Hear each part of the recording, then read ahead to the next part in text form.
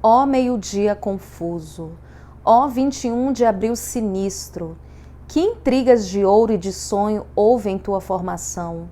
Quem ordena, julga e pune? Quem é culpado e inocente?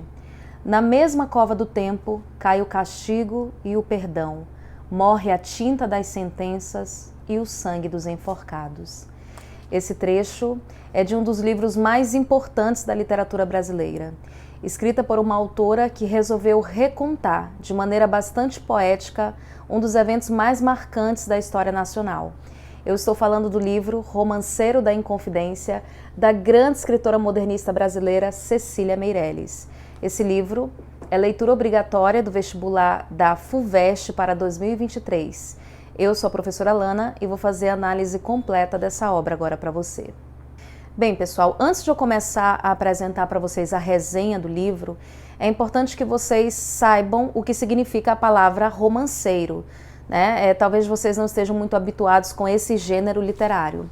Romanceiro significa, na verdade, é o coletivo de romances, ou seja, é um livro que é composto por vários romances. Aí você deve estar pensando em romance lá do século XIX, aquele gênero que nós estudamos ali nas obras do José de Alencar, do Machado de Assis, mas eu não estou falando desse romance, tá? Esse romance do século XIX, que foi escrito ali em folhetins, é considerado um romance moderno. Eu estou me referindo a um romance que era bastante utilizado lá na Idade Média, principalmente ali na região da Península Ibérica. É um tipo de poema que utiliza como motivo, como inspiração, a história, os grandes eventos históricos das nações. Aí tinha também como personagens principais grandes heróis, heróis históricos. Então, a Cecília Meirelles, ela utiliza-se desse gênero dentro dessa proposta modernista, que ao mesmo tempo aproveita as conquistas da geração de 22, aquela experimentação técnica formal, mas também faz um retorno gradual a formas poéticas consagradas, que é o caso dessa obra. Certo, pessoal? Então, veja bem, acompanhe esse quadro que eu vou apresentar aí para vocês acompanharem a divisão dessa obra. Ela é dividida em 5 partes. É uma obra bastante extensa, tá? Na primeira parte, nós vamos ter a apresentação do ambiente, do contexto histórico. Nós vamos aí ser apresentados para o contexto de Minas Gerais, ali de Vila Rica, que é a atual Ouro Preto, o surgimento do ouro, todo aquele contexto ali de surgimento, as brigas, as brigas entre gangues de garimpeiros e todo aquele contexto do século XVIII. Na segunda parte, ela vai apresentar para a gente a própria conspiração, a articulação ali dos inconfidentes, né, a divulgação dos ideais da filosofia iluminista, dos ideais neoclássicos. E são apresentados, claro, os nossos grandes inconfidentes, além do Tiradentes, os nossos 2 grandes poetas que também foram inconfidentes, que é o Tomás Antônio Gonzaga e o Cláudio Manuel da Costa. A terceira parte vai apresentar para a gente as prisões, as mortes ali desses inconfidentes, o que a inconfidência representou para cada um deles. Claro, um enfoque maior vai ser para a prisão do Tiradentes, né, e depois a morte dele. A quarta parte vai ser centrada ali no sofrimento do Tomás Antônio Gonzaga, do amor não concretizado ali com a sua amada Marília. Vai falar um pouco também sobre um outro grande escritor neoclássico brasileiro, que é o Alvarenga Peixoto. Na quinta parte, nós vamos ter o epílogo, né, o fechamento desse romanceiro. Ela vai terminar com um tom bastante lamurioso, bastante dramático, com uma visão bastante pessimista ali do que foi a Inconfidência. Certo, pessoal? Então vamos lá. Lembrem-se que nesse livro, tudo que vai ser narrado aqui pra gente é um evento histórico, né? Você vai encontrar toda essa história ali nos livros didáticos de história. A Cecília Meirelles, ela fez uma viagem para Minas Gerais, junto ali do seu primeiro marido. Ela tirou os sapatos quando chegou ali numa das ruas históricas de Ouro Preto, pisou no chão e disse que aquela terra cheirava a sangue. Então ela sentiu a necessidade de recontar, unindo história e poesia, toda a história da Inconfidência Mineira e do ciclo de ouro, do ouro ali em Minas Gerais. Lembrando, pessoal, que a Cecília Meirelles, para escrever esse livro, ela fez um trabalho de pesquisa, ela realmente se afundou ali em pesquisa histórica, nos documentos, nas cartas, realmente na história do período. Mas você sabe que nem tudo que é narrado nesse livro tem uma fonte histórica fidedigna, né? Por exemplo, a história do Chico Rei, né, que é uma história bastante conhecida, mas que não existe documentos oficiais que confirmem toda a história de vida desse grande personagem da história brasileira. Então, em muitos momentos aqui ela vai se basear nos causos, nas lendas, no folclore ali da região de Minas Gerais, para conseguir entregar essa obra para a gente, certo? Então vamos lá, pessoal. Vamos entrar aqui um pouquinho na história de Minas Gerais ali do século XVIII. Para a gente entender o romanceiro, tem que mergulhar na história do Brasil. Bem, vamos voltar a nossa mente ali para a época de 1500, época do descobrimento do Brasil. Você, como bom estudante, deve saber que desde que o português chegou aqui no Brasil, o que ele mais estava interessado em encontrar eram metais preciosos, né? A busca incessante ali pelo ouro, pela prata, por pedras preciosas como o diamante, por exemplo. Então, quando o português pisa aqui no Brasil, ele já está com o olho de cifrão, né? Ele quer encontrar esses metais preciosos aqui nas nossas terras. E a gente sabe que num primeiro momento os portugueses não vão encontrar, né? Eles ficam ali trocando madeira na beira da praia com os índios, depois transformam o Brasil num numa verdadeira fazenda, num sítio, né, para eles plantarem ali cana-de-açúcar. Mas quando a gente chega no século XVIII, finalmente foi encontrado ouro nas terras brasileiras. E você sabe que a maior parte desse ouro foi encontrada em Minas Gerais, inclusive ela tem esse nome por conta disso, né?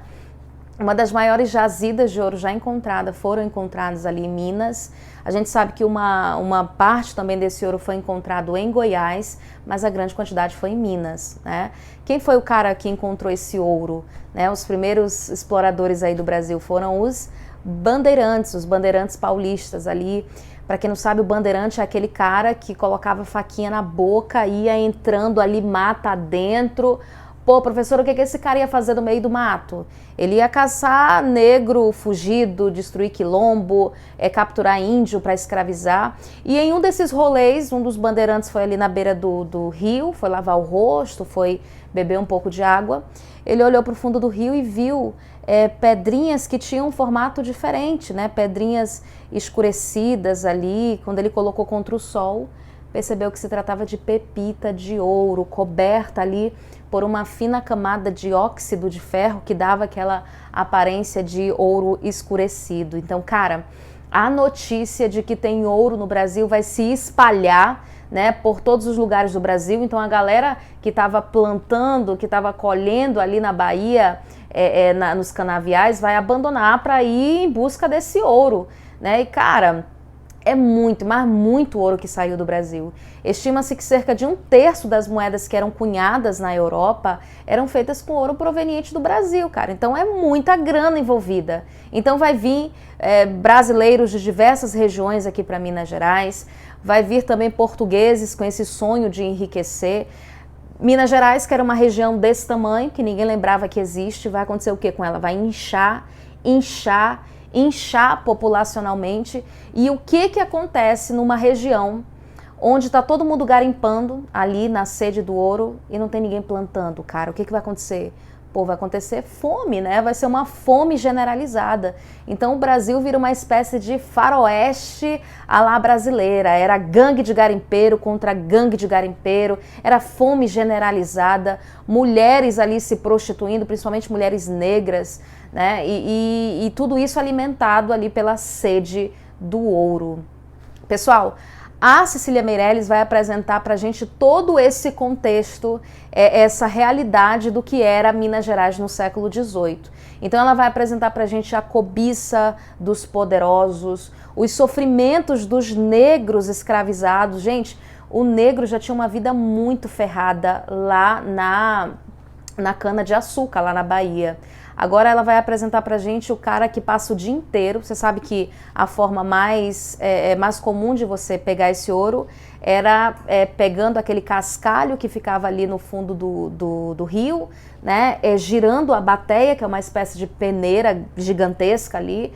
Agora você imagina o cara passar o dia inteiro baixando aquela peneira, girando, no final do dia o cara tava com os músculos em frangalhos, né? Então a Cecília Meirelles vai mostrando pra gente toda a violência a que esses escravizados eles eram submetidos, né? Muitos eram obrigados a engolir ali as pepitas de ouro para fugir da fiscalização ali pelos seus senhores, né? Agora imagina o cara ser obrigado a engolir pepita de ouro, depois ele tinha que botar esse ouro para fora, tudo isso com uma arma apontada para a cara dele, né? Vai! Negro! Negro, vem cá, negro! Aqui, negro!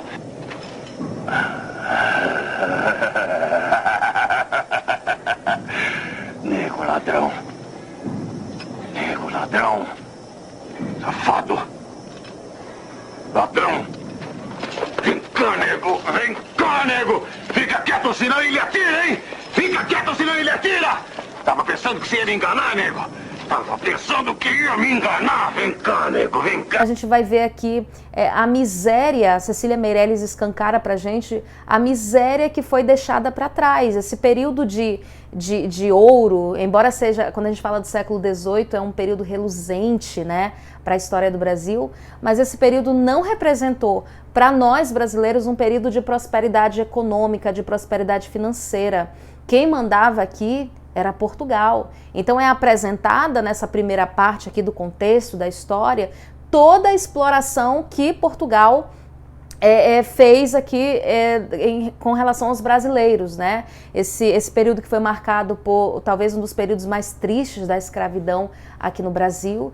E são apresentados pra gente alguns personagens bastante interessantes, como por exemplo a Chica da Silva, né? Que é uma personagem que, pelo menos, eu conhecia a Chica da Silva pelas novelas que passavam na Rede Globo, né? Eu sempre tive ela na minha cabeça como uma mulher bastante luxuriosa, uma mulher que conquistava os homens ali de acordo com seus dotes sexuais, né? Eu não volta a trabalhar na cozinha, de onde eu nunca devia de ter saído.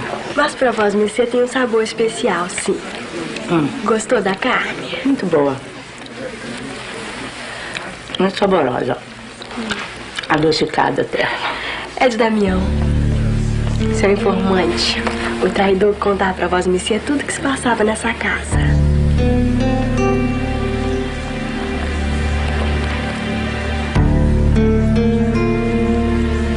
O quê? É de Damião, sim. Em vez de botar o porco, eu botei Damião na feijoada. Por isso que a carne é assim, docinha. Come mais, Sonia Violante, come mais. Vejo que vós me gosta das carnes de Damião.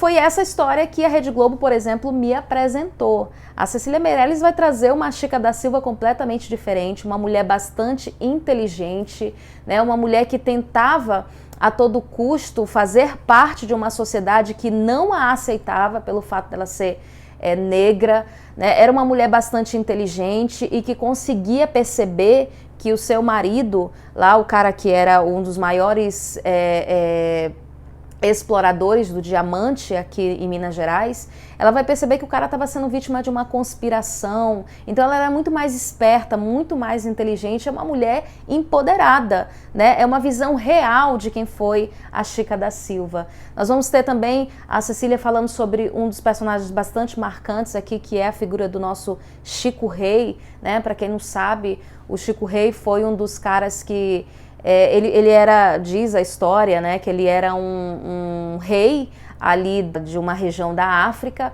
foi trazido para o Brasil como escravizado e depois de um tempo ele consegue comprar a sua alforria e vai comprar a alforria de diversos outros escravizados ali, e ele era tido como uma espécie de rei pelos outros negros escravizados ali do século XVIII.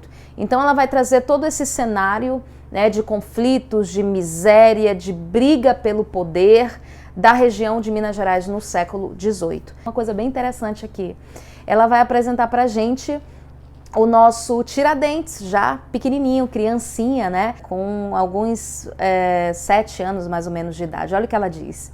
Suplicam as 7 crianças que as santas livre do mal. 3 meninas, 3 meninos. E um grande silêncio reina na capela de Pombal. Né? Tem ali 6 crianças rezando, mas esse do meio, tão sério, quem é? Eu, Nossa Senhora, sou Joaquim e José. Sim, pessoal, a apresentação do nosso Tiradentes aí. Nossa Senhora da Ajuda. Entre os meninos que estão rezando aqui na capela, um vai ser levado à forca com baraço e com pregão. Lá vai o menino entre 6 irmãos, Senhora da Ajuda, pelo vosso nome estendei-lhe as mãos. Certo, pessoal? Então, assim que se encerra essa primeira parte do romanceiro, a gente vai agora para a segunda parte. Bom, pessoal, nós sabemos que boa parte dessa miséria decorrente aí do ciclo do ouro no Brasil foi causada por causa da exploração absurda que os portugueses fizeram aqui com os brasileiros, né? Desde que foi descoberto o ouro nas terras brasileiras, os portugueses trataram de largar imposto em cima da gente. E eram impostos, assim, dos mais absurdos. Por exemplo, tem uma praça pública portuguesa que precisa ser reformada. De onde que vai vir esse dinheiro? Do ouro do Brasil. Né? Tem uma rainha portuguesa que vai fazer um casamento. De onde que vem esse dinheiro? Do ouro proveniente do Brasil. E tinham impostos assim que eram absurdos, tá? E você não precisa decorar todos, mas existe um, que inclusive foi o mais famoso aí desse período, que foi o tal do quinto. Inclusive, eu não sei se você sabe, mas a expressão quinto dos infernos, ela vem dessa época. Né, para vocês entenderem aqui. Imagina que você é um trabalhador, você tá ali, passa o dia garimpando, baixando, levantando, girando a bateia para extrair esse ouro. No final do dia você estava com o bolso abarrotado de pepita de ouro. O que você ia fazer? Você ia para casa? Não. O que você tinha que fazer? Você tinha que passar diretamente numa casa de fundição, que ficava ali mesmo no garimpo, com a bandeirona da coroa portuguesa. Esse ouro que você pegou seria derretido, transformado ali em lingotes de ouro, e a quinta parte já ia diretamente para a coroa portuguesa, porque era o imposto devido à coroa. Então, vocês entendem que injusto que é isso, né, cara? O ouro está nas nossas terras, quem está trabalhando somos nós, mas quem é que fica de graça com a quinta parte desse ouro é Portugal. E nós tínhamos, cara, pasmem, tá? Uma meta de tonelada de ouro que a gente tinha que bater por ano. Nós viramos a verdadeira galinha dos ovos de ouro aí de Portugal. Na verdade, eu imagino o Brasil como uma grande vaca leiteira, vê se vocês entendem a minha analogia. Enquanto tem bastante ouro para ser extraído das nossas terras, é como se Portugal estivesse ordenhando essa vaquinha à vontade. Mas o ouro começa a ficar escasso e vai ter uma hora que essa vaca vai dar um coice. Né? O Brasil ele começou a entrar em déficit com a coroa portuguesa. Nós começamos a acumular dívidas. Naquele ano não conseguimos bater a meta de tonelada de ouro, vamos jogar essa dívida para o ano que vem. E no ano seguinte, essa dívida ia crescendo, crescendo, e estava virando uma bola de neve a nossa dívida com a coroa e o ouro cada vez mais escasso. E, cara, tinha uma palavra que causava arrepio aí nos brasileiros da época, que era a palavra derrama.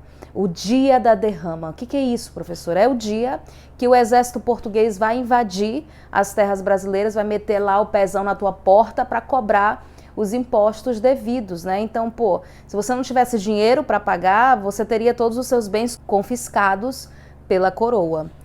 Então, cara, isso é muito injusto, né? O ouro tá nas nossas terras, quem trabalha é a gente. E aí, o que acontece?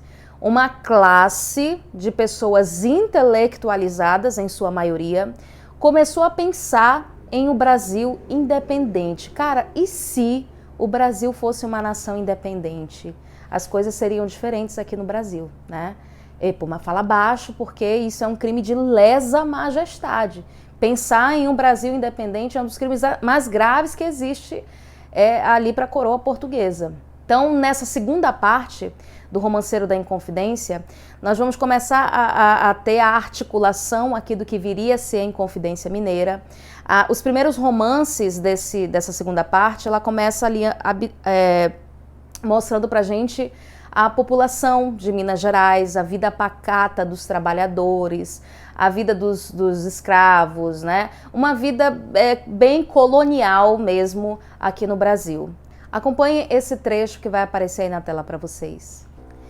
As esposas preguiçosas na rede embalando as cestas, negras de peitos robustos que os claros meninos cevam, arapongas, papagaios, passarinhos da floresta, essa lassidão do tempo entre embaúbas, quaresmas, cana, milho, bananeiras e a brisa que o riacho encrespa. Ó imenso tumulto humano e as ideias. As ideias a que o eu lírico se refere são os ideais iluministas que começam a chegar aqui no Brasil. É importante que a gente lembre que o iluminismo foi uma filosofia ali que embalou a Revolução Francesa, né, com aqueles ideais bonitos lá de liberdade, igualdade, fraternidade. Inclusive foram os ideais iluministas também que estavam por trás da independência dos Estados Unidos. Né? Então, você pensa aí no Brasil sendo explorado ali pela coroa portuguesa, a gente olha para os nossos irmãos, os norte-americanos, e os caras já estão metendo louco, se tornando independentes. O que estava faltando para que nós também nos tornássemos independentes? Então começa a ventilar aqui no Brasil essas mensagens aí dos grandes iluministas franceses, né? O Rousseau, o Montesquieu, o Voltaire, e nós começamos a, pelo menos esses homens aí intelectualizados, que fazem parte muitas vezes de uma elite mineira, começam a articular o que seria o Brasil independente. Então acompanhe mais esse trecho aí comigo. Esse é um trecho do romance 24, da Bandeira da Inconfidência. Atrás de portas fechadas, à luz de velas acesas, brilham fardas e casacas, junto com batinas pretas, e há finas mãos pensativas entre galões, sedas, rendas, e há grossas mãos vigorosas de unhas fortes, duras veias, e há mãos de púlpito e altares de evangelho, cruzes, bênçãos, uns são reinóis, uns mazombos. Então veja, pessoal, aqui o eu lírico vai mostrar pra gente quem são as pessoas, quais são as classes sociais desses homens ali que estão pensando em uma inconfidência. A gente vai ter militares, ela fala o eu lírico fala de fardas, né? De batinas, havia também clérigos ali no meio desse grupo de homens que estava pensando em um Brasil independente. Existiam trabalhadores comuns do campo, ela fala de mão rude, né? Mão grossa. Então existiam entre esses inconfidentes várias classes sociais, e as mentes pensantes eram, claro, os intelectuais da época, entre eles os nossos dois grandes escritores brasileiros aí do período Arcade, que são o Tomás Antônio Gonzaga e o Cláudio Manuel da Costa. Além, é claro, do Alferes Tiradentes. Então esses homens começam a pensar, a articular ali um Brasil independente. Inclusive eles chegam a montar uma bandeira, né, que seria a bandeira do Brasil independente, que é agora a bandeira de Minas Gerais, liberdade ainda que tardia, o triângulo vermelho com fundo branco, né, seria a nossa bandeira caso a Inconfidência tivesse dado certo. Acontece, pessoal, que dentre esses homens tem um cara que é o maior filho da puta da história do Brasil. Um cara chamado Joaquim Silvério, o Judas brasileiro, o grande traidor da pátria. Esses caras estavam pensando, articulando ali como é que seria a Inconfidência. Então eles pensaram, cara, vamos fazer o seguinte, a gente precisa de apoio popular. Então a gente vai fazer o seguinte, no dia da derrama, vai estar todo mundo desesperado aqui com o exército invadindo o Brasil, vai ser aquela loucura. Nós vamos sair às ruas e vamos gritar, cidadãos, às armas! E aí nós vamos invadir os arsenais, vai ser aquela gritaria, a gente vai para cima do exército. E aí, cara, você tá pronto? Eu tô pronto. E dentre eles o Joaquim Silvério. Você tá pronto, cara? Tô pronto e tal. Acontece que a derrama estava demorando para acontecer, né? E a população ali já estava desconfiada dessas reuniões aí de madrugada. E aí o Joaquim Silvério, gente, com muito medo do que poderia acontecer, ele resolve entregar todo mundo, ele delata todos os homens que estavam envolvidos ali com esse plano de tornar o Brasil independente. Inclusive, a Cecília Meirelles vai dedicar um romance exclusivo para o Joaquim Silvério. Acompanhe comigo aí na tela. De Joaquim Silvério. Melhor negócio que Judas fazes tu, Joaquim Silvério, que ele traiu Jesus Cristo. tu traz um simples alferes. Recebeu 30 dinheiros, e tu muitas coisas pedes, pensão para toda a vida, perdão para quanto deves, comenda para o pescoço, honras, glórias, privilégios, e andas tão bem na cobrança que quase tudo recebes. Melhor negócio que Judas fazes tu, Joaquim Silvério, pois ele encontra remorso, coisa que não te acomete. Ele topa uma figueira, tu calmamente envelheces, orgulhoso e impenitente. Com teus sombrios mistérios, pelos caminhos do mundo, nenhum destino se perde. Há os grandes sonhos dos homens e a surda força dos vermes. Gente, pesado, né? Mereceu esses versos aí da Cecília Meirelles. Então, o que acontece? Esses homens são delatados e, cara, em pouco tempo vai estar todo mundo lá na delegacia. Há uns trechos aqui que a Cecília fala pra gente eu não sabia desse fato, tá? Que o Tiradentes, ele era realmente um cara que dizia que ele queria entrar pra história. Ele, quando soube que eles foram delatados, ele montou no seu cavalo, saiu gritando ali por Vila Rica, tentando exortar o povo a comprar a causa deles, e não teve sucesso, né? Inclusive, tem um dos romances que a Cecília vai dizer pra gente que ele tá montando, gritando ali liberdade, que o povo brasileiro vai se tornar independente, e um grupo de tropeiros, né, que é aqueles caras que ficam vendendo produtos em cima de cavalos, de mulas, ficam rindo, chamando ele de louco, né? Acham engraçado. Então a população realmente não abraçou, pelo menos a causa ali desses homens que estavam articulando um Brasil independente. Então, cara, todo mundo vai ser preso. Entre eles, como eu falei para vocês, os nossos dois grandes poetas, o Tomás e o Cláudio, e também o Tiradentes, certo, pessoal? Então, nessa segunda parte, ela vai fazer um resumo geral aqui de como que foi essa conspiração, da traição do Joaquim Silvério, da forma como eles foram levados até a delegacia. Ela vai colocando ali por data, né, por dia do mês de maio de 1789, toda a sequência de fatos que vai acontecendo, as testemunhas que foram usadas, testemunhas falsas para acusar aqueles homens. E essa segunda parte termina com o início dos julgamentos desses homens. Bom, pessoal, eu falei para vocês no início desse vídeo que a maior parte dos homens que estavam envolvidos ali com a Inconfidência eram homens bastante influentes ali em Vila Rica. Eram militares importantes, eram clérigos, ricos comerciantes, poetas já consagrados da literatura. Então, quando o exército português reuniu esses homens na delegacia, viu que se tratava da alta cúpula ali de Vila Rica, pô, ficou um clima estranho, né, cara? Como é que a gente vai mandar essa galera influente pra forca? Vocês já viram rico se fuder no Brasil? Não, né? Se fosse um movimento popular, se fosse o povão, era só mandar pobre a botão aí pra forca e tava tudo certo, a galera ia servir de exemplo aí pros demais, né? Então, olha só, inicialmente eram cerca de 34 homens envolvidos ali com a Inconfidência, pouquíssimos foram inocentados e a maioria deles foi condenado à morte por enforcamento. Mas aí, como se tratava de gente importante, a pena foi comutada em exílio perpétuo e a maioria deles foi expulso do Brasil, teve seus bens aí confiscados pela igreja. Só quem se fudeu mesmo nessa história foi o Tiradentes, né, gente? Não, mentira, não foi só ele. Teve um outro cara, que é o nosso grande poeta Cláudio Manuel da Costa, que, gente, a história dele é muito triste. Ele teve um dos finais mais trágicos depois do Tiradentes, obviamente. Ele era um velhinho de quase 70 anos de idade. Quando ele foi interrogado, quando foi chamado ali para a delegacia, ele ficou muito nervoso, né? E começou a entregar. A gente se reunia na minha casa a tal hora, a gente debatia tais assuntos. E aí, no dia seguinte, o Cláudio amanheceu dentro da sua cela enforcado, supostamente suicídio. Mas aí os legistas ali da época perceberam que a altura que ele se enforcou era muito baixa e ele estava segurando, né, o corpo dele estava sobre uma estante como quem tentou não se enforcar.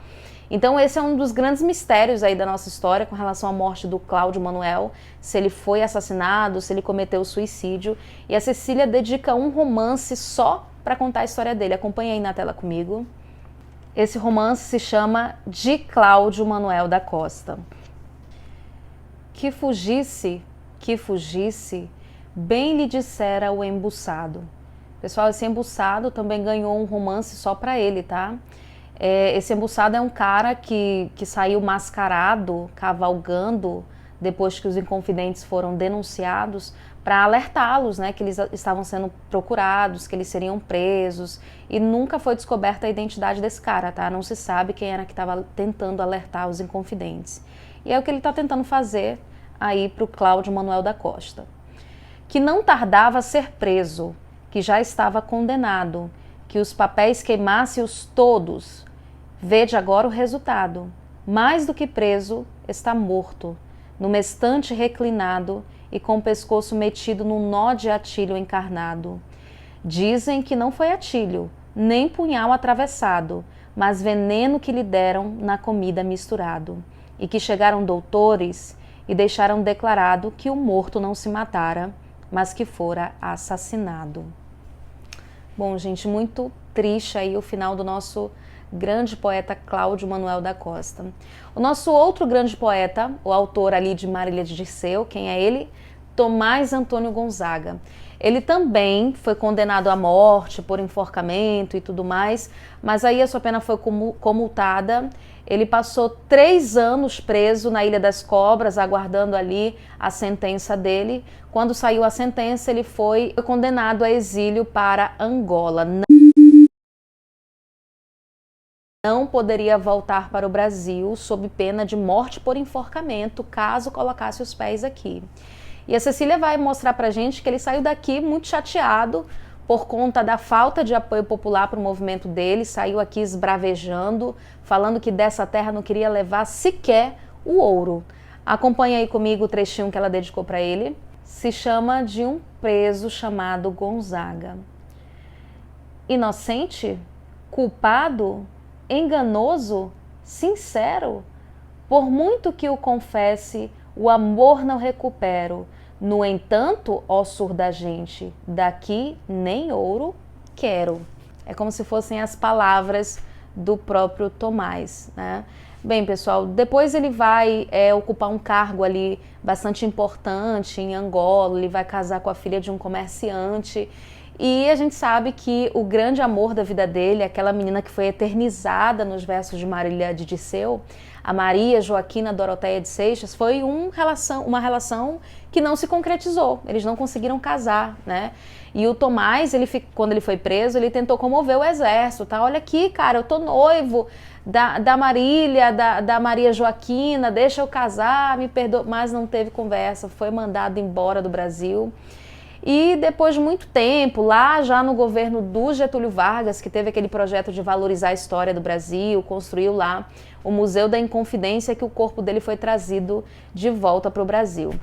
Bom, pessoal, é claro que essa terceira parte, a maior parte dela vai ser dedicada para o julgamento e para o próprio enforcamento do Tiradentes, né? Desde o momento em que ele soube, né, que estava sendo perseguido, o Tiradentes ele tentou ali algumas alianças, ele tentou ser protegido de alguma maneira, não conseguiu o apoio de que ele precisava. Então a Cecília vai contar pra gente desde o momento que ele foi capturado dentro da casa dele, levado até a delegacia. E, gente, ele foi um dos caras que não deitou, tá? A maioria ali negava que tivesse participado do movimento, ele o tempo todo ali mantendo a sua posição firme. E a gente sabe que ele mesmo dizia para os amigos que ele queria de fato entrar para a história e conseguiu fazer isso, né? Deu inclusive um feriado pra gente. Então a Cecília vai narrar nessa terceira parte a saída dele ali da delegacia, né? A população estava empolvorosa naquele dia, afinal de contas era um enforcamento em praça pública, todo mundo queria ver o que estava acontecendo, as pessoas se aglomeravam na janela, muitos não entendiam do que é que se tratava, outros entenderam ali a mensagem da Inconfidência, então, querendo ou não, o Tiradentes ele conseguiu plantar aquela sementinha de revolta, né? Tem um dos romances que ela vai falar sobre um sapateiro, né, que ficava conversando ali com seus clientes a respeito de quem eram os Inconfidentes, mostrando que os ideais ali da Inconfidência estavam se espalhando por Vila Rica. E aí o Tiradentes sobe, né, até o local que ele vai ser enforcado, em plena praça pública, né, e as únicas palavras que ele fala pro seu algoz é que ele fosse rápido, né? Ele falou 3 vezes pro cara, seja rápido, seja rápido. E aí um padre começou a fazer a leitura lá de uns versos da Bíblia e tal. E aí o algoz começou a puxar, né, içando ali o Tiradentes e a gente sabe que a morte dele ali, de acordo aí com os livros de história, durou menos de 5 minutos, né? E aí o padre termina de falar e está concretizada a pena ali do Tiradentes. A gente sabe que depois ele vai ter suas partes cortadas e espalhadas ali por Vila Rica, como uma lembrança para que o povo soubesse o que acontece com alguém que tenta enfrentar o poder da coroa portuguesa. Observem esse trechinho do romance dedicado a ele aqui em Romanceiro da Inconfidência. Onde estão os poderosos? Eram todos eles fracos? Onde estão os protetores? Seriam todos ingratos?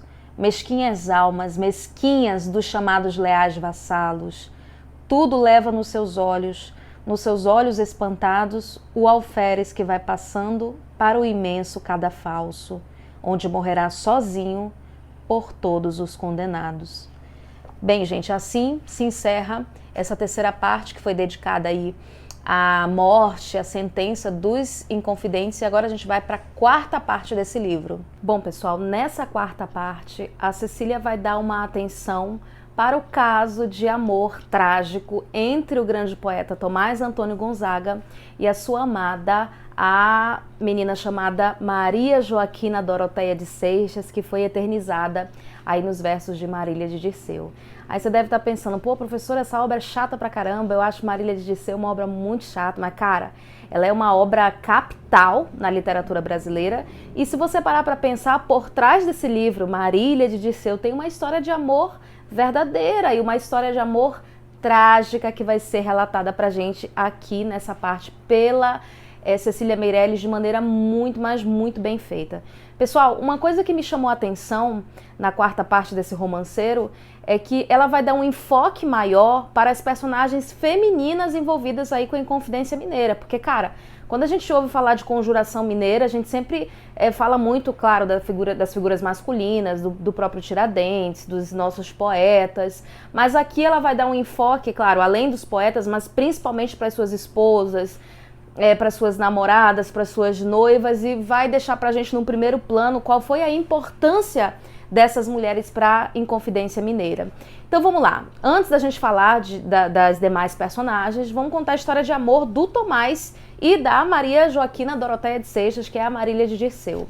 Vocês sabem que o Tomás, ele era um cara bastante influente aqui no Brasil, né? Eu cheguei a ler algumas biografias dele que dizem que ele era um cara falido, que ele devia a todo mundo, mas pô, o cara ocupou o cargo de desembargador, juiz de fora, ele foi também ouvidor geral da nação, então, embora fosse um homem que não tivesse tanto dinheiro assim, mas ele era um cara influente no país, né?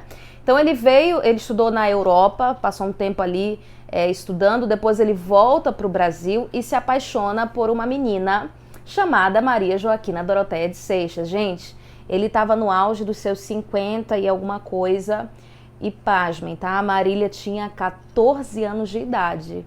Sim, gente, é uma relação bem esquisita, mas naquela época essa diferença de idade era considerada normal, tá?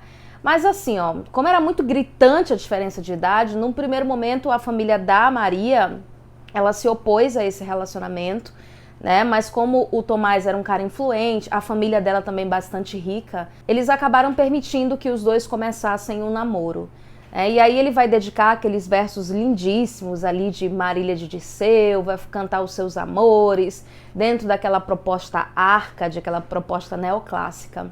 Mas aí ele vai ser preso por causa aí do seu envolvimento com a Inconfidência, esse casamento não vai poder acontecer, vai ser mandado embora para a África e, como eu falei para vocês, ele tentou comover ali o exército, dizendo que ele estava noivo, mas não teve jeito, foi mandado embora. Ele vai passar ali o resto da sua vida em Moçambique, não tem mais contato ali com a Marília. A Marília também vai viver a vida dela, vai ter um monte de filho aí com outro cara. O Tomás, ele se apaixona pela filha de um comerciante ali de Moçambique, ocupa cargos importantes ali em Moçambique, então ele terminou a vida dele assim, ainda ocupando cargos de poder dentro das colônias portuguesas. né? Como eu falei para vocês, o corpo da Marília depois foi levado ali para o Museu da Inconfidência, ela está sepultada no Panteão dos Inconfidentes. E a Cecília Meirelles vai trazer para a gente um trecho muito bacana falando aqui dessa história de amor trágica entre o Tomás e a Marília. Acompanhe aí comigo. Entre pastores vivia a sombra da sua amada. Ele dizia, Marília! Ela, Dirceu, balbuciava. Já se ouviu mais tola história? Já se viu gente mais parva? Hoje não é mais nem sombra dos amores que sonhava. Anda longe a pastorinha e agora não se casa. Tanto amor, tanto desejo, desfez-se o fumo da fábula, que isso de amores de poetas são tudo aéreas palavras. Bem, pessoal, ela descreve pra gente também que a Marília, após a partida do Tomás, ela ficou muito triste com aquele enxoval que ela teve que parar de fazer, porque o casamento não iria mais acontecer. Acompanhe esse trecho aí também comigo. Não chores tanto, Marília, por esse amor acabado. Que esperas que fizesse o teu pastor desgraçado? Tão distante, tão sozinho, em tão lamentoso estado? A bela, porém, gemia, só se estivesse alienado. Bom, pessoal, o Tomás, ele se casa com uma outra moça chamada Juliana de Mascarenhas. Inclusive, a Cecília Meirelles vai dedicar um romance exclusivo para ela, né? Essa mulher que entrou na vida do Tomás num momento tão conturbado da vida dele, para suprir a necessidade de um amor que foi deixado aqui no Brasil, certo? Uma outra personagem feminina que também vai se destacar bastante nessa quarta parte do romanceiro é a esposa do poeta Alvarenga Peixoto, a dona Bárbara Eliodora. Pessoal, eu sei que talvez vocês não conheçam muito essa figura, até porque os livros de história não costumam trabalhar aí com as esposas, com as mulheres envolvidas com a Inconfidência, mas a dona Bárbara Eliodora, ela foi uma poetisa, era esposa ali do Alvarenga Peixoto, poetisa, uma mulher bastante instruída, ela era musicista também, tocava piano, era uma mulher de uma cultura bastante erudita, né? E dizem ali que durante a Inconfidência, o Tomás, ele pensou em diversos momentos em abandonar a causa, ele ficou com medo, e quem estava ali exortando, dando coragem para ele, era a sua esposa, Bárbara Eliodora. A Cecília vai dedicar uns versinhos aqui pra gente, acompanha aí comigo. Das 3 donzelas sentadas naquela verde campina, ela era a mais excelente, a mais delicada e fina. Era um engaste, era a coroa, era a pedra diamantina, rolaram sombras na terra como súbita cortina. Partiu-se a estrela da aurora, Dona Bárbara Eliodora. Ela também era descrita como uma mulher muito bonita, muito formosa, repleta de dotes ali artísticos, além de ser poeta, assim como o Alvarenga Peixoto. Lembrando que eles dois, a Dona Bárbara e o Alvarenga Peixoto, tiveram uma filha, a Dona Maria Ifigênia, que era uma mocinha que morreu com 18 anos de idade depois que ela caiu de um cavalo. Ela estava praticando montaria, acabou caindo do cavalo e morreu. Então, a Cecília Meirelles vai dedicar um romance também contando a história de vida dessa donzela, a filha do Alvarenga e da Dona Bárbara Eliodora, que morreu muito cedo e que era digna de ser considerada uma princesa, porque ela era filha de uma linhagem de poetas aí. Bom, pessoal, essa quarta parte ela termina com esse tom de homenagem aí às mulheres, um tom de lamento pelos amores que não se concretizaram. E a gente vai agora para a nossa quinta parte, que é o fechamento dessa obra. Bem, pessoal, nessa última parte, que é o epílogo do livro, nós vamos ter aqui, como eu falei para vocês no início, um tom bastante lamurioso, o eu lírico ali se lamentando pelas injustiças cometidas contra os inconfidentes, mas ao mesmo tempo a Cecília Meirelles vai trazer uma grande homenagem a esses nossos heróis da Inconfidência, elevando esses caras de fato à categoria de heróis nacionais, que é o que de fato eles foram. O início dessa quinta parte vai trazer primeiramente uma crítica muito contundente contra aquelas pessoas que foram responsáveis por punir os inconfidentes. A Cecília chama eles de assassinos e diz aqui que esses caras vão ser motivo de vergonha para a história nacional e que ninguém sequer vai lembrar do nome deles daqui a um tempo. Mas os nomes dos nossos heróis serão lembrados para sempre, para a nossa história, porque eles realmente foram os nossos heróis. Acompanhe esse trechinho aí que eu separei para vocês. Olha essas palavras, gente. Levantai-vos dessas mesas, saí das vossas molduras. Vede que masmorras negras, que fortalezas seguras, que duro peso de algemas, que profundas sepulturas, nascida de vossas penas, de vossas assinaturas. Ó soberbos titulares, tão desdenhosos e altivos, por fictícia austeridade, vãs razões, falsos motivos, inutilmente matastes. Vossos mortos são mais vivos, e sobre vós, de longe, abrem grandes olhos pensativos. Uau! Mereceram essas palavras da Cecília também, né, gente? Bom, aqui nessa última parte, o eu lírico também vai falar um pouquinho sobre a rainha lá de Portugal, a Dona Maria, que foi chamada de Dona Maria a Louca, por causa dos problemas ali mentais que ela tinha. Lembrando que essa mesma rainha, que foi chamada de Dona Maria Louca, quando ela concedeu o perdão para alguns dos inconfidentes, ela foi chamada de Dona Maria a Piedosa, né? Vai de 8 a 80, né, gente? Mas aí a gente vai ter aqui nesse livro um monólogo da Dona Maria, ali conversando com ela mesma, meio que se culpando, percebendo que a Inconfidência ela foi de fato uma injustiça com esses heróis. Então ela conversando ali, se lamentando dentro de uma viagem que ela fez aqui para o Brasil. E o outro capítulo vai falar sobre a morte da Dona Maria, né? Uma morte que deixou para trás uma história que foi marcada pela tragédia da Inconfidência. Bem, pessoal, a última parte, que para mim é a parte mais bonita desse livro, é o romance que vai fechar essa quinta parte, onde ela vai fazer, a Cecília Meirelles, uma grande homenagem aos nossos inconfidentes. Acompanha comigo aí esse trechinho que vai aparecer para vocês. E aqui ficamos, todos contritos, a ouvir na névoa o desconforme e submerso curso dessa torrente do purgatório. Quais os que tombam em crimes exaustos? Quais os que sobem purificados? Bem, gente, é com essas belíssimas palavras que se encerra essa grande obra da nossa literatura, O Romanceiro da Inconfidência, Cecília Meirelles, uma literatura que, para mim, cara, todo brasileiro deveria fazer, né? Conhecer um pouquinho da nossa história através das palavras belíssimas da Cecília Meirelles.